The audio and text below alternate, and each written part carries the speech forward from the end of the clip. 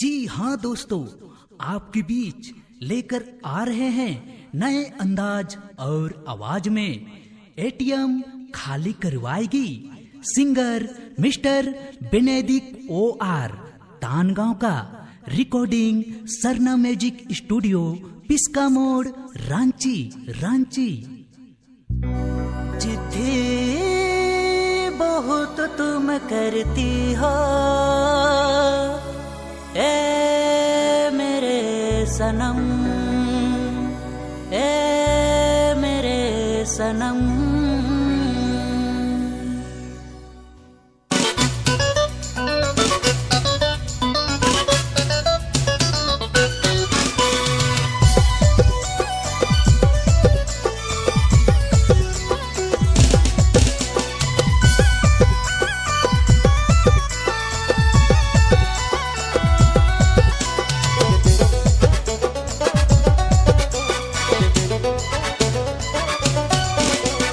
ATM खाली करवाएगी नवा फरमाइश करके।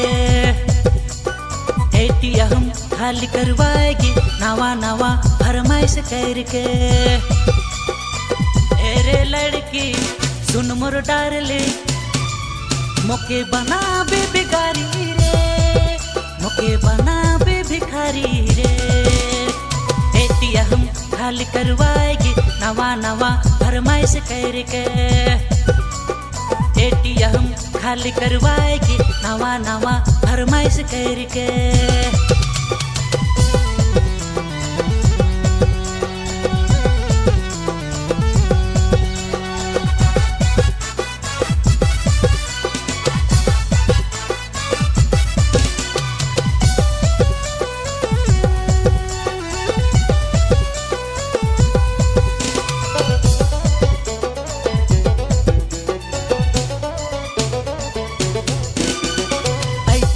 टनाटन खर्चा में खर्चा, स्टाइल में रहे खोजेला रे।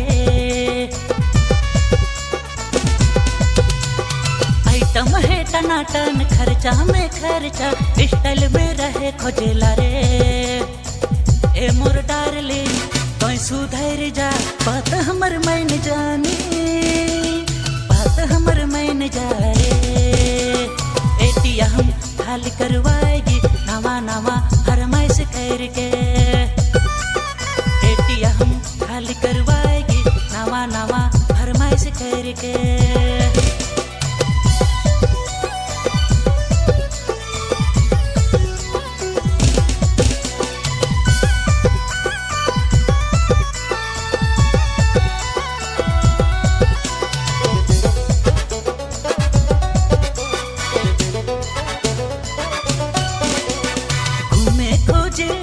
एटीएम गाड़ी में जिद्दी मोर जानू रे।